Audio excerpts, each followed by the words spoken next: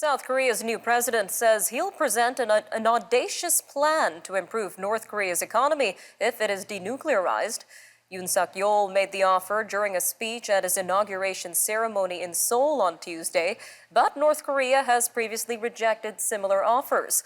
All of this comes amid provocations from North Korea, including what South Korea says was a submarine-based ballistic missile test on the weekend. Well, joining us now to discuss the political state of the Korean Peninsula is Mr. Anthony Ruggiero, who was previously the U.S. National Security Council Director for North Korea. He is currently a senior fellow at the Foundation for Defense of Democracies. Sir, welcome to Forum Daily. Thanks for having me. Now, firstly, what do we know so far about South Korea's new president, Yoon Suk-yeol, and his priorities for the country?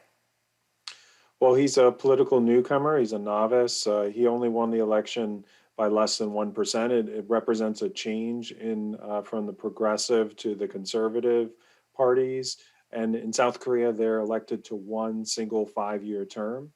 So he does not have to worry about running for re-election. He talked about wanting to make South Korea a global player along the lines of its top 10 economy status. But of course, things closer to home will keep him busy. I want to quickly jump to an op-ed published in the Dispatch today where you indicate that this new president might have to deal with Japan and China in addition to North Korea. So can you unpack this for our viewers? Well, definitely. In 2017, South Korea, under the previous president, had a missile defense system because North Korea is doing missile tests, which seems like a reasonable response.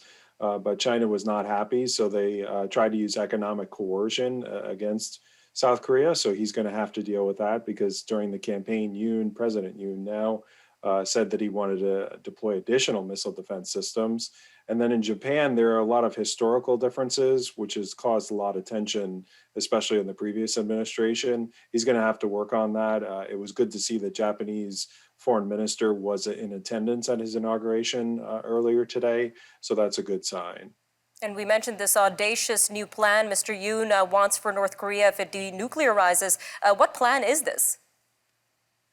Well, that's unclear. The pieces that he talked about in his inauguration speech, he said the right things, at least from my ear, that when it comes to denuclearization or economic incentives, those would only come after North Korea has made some steps toward denuclearization. Hopefully those are irreversible. What we're seeing today is that North Korea is reversing some of the steps that they took under the Trump administration. For example, the explosions at their nuclear test site. It's possible North Korea does a nuclear test this month. So that just reinforces why we need irreversible steps.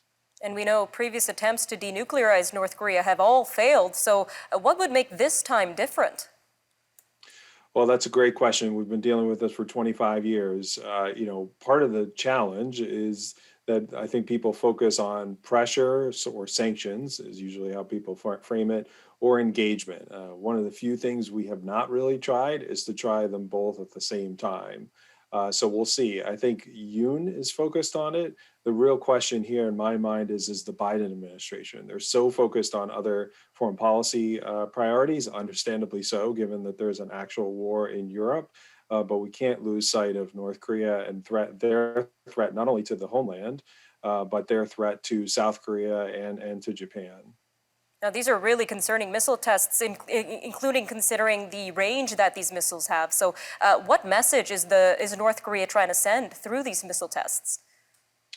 Well, Kim Jong-un in January 2021 laid out some of the steps that he was going to take. And it seems that he is following along that pathway. I like to say that he's okay with the status quo. In other words, he has a plan. Different things happen. So Biden is inaugurated, the war in Ukraine happens, Yoon wins the election and is inaugurated. All these things actually work to Kim's favor because he can continue with very little pressure on him. So he's actually, so part of what we need Yoon and Biden and other countries, like-minded countries, to mix it up and to make him uncomfortable. And we haven't gotten there yet. All right, Mr. Ruggiero, a quick 20 seconds left here, but what are you watching for next? Well, I think a nuclear test is probably possibly this month, but it's always difficult to predict what North Korea is going to do. Mr. Ruggiero, thank you again for joining us today on Forum Daily. Thank you.